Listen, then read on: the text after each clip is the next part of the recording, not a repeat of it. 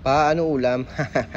Opo, gagawa tayo ng breakfast kasi lagi na lang tayong scrambled egg, piniritong hotdog o kahit ano pa, almusal. So pagsamahin na natin sila para mas nakakatakam naman tignan at sigurado mas gaganahan ng ating mga chikiting.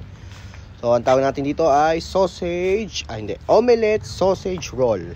So yun ang tawag natin sa kanya. Bahala na kayong gusto itawag. Let's go, umpisa natin to.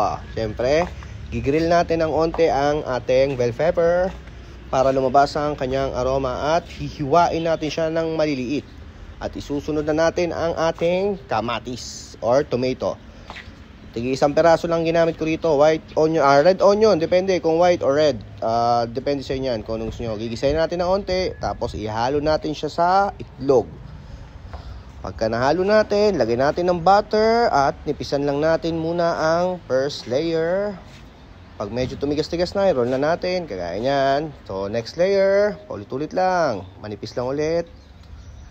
Then, hanggang sa maubos na natin ang ating itlog. So, eto na siya. Ready na, di ba? Napakadali lang nito lutuin. Siguradong gaganahan ng mga bata dito. Pag nakita, itsura pa lang, nakakatakam na. Yan na natin ang beef. Depende, Jupran or ketchup, bahala na kayo. Pwede rin garlic mayo. So, pwede na to. Ano pa? Tara!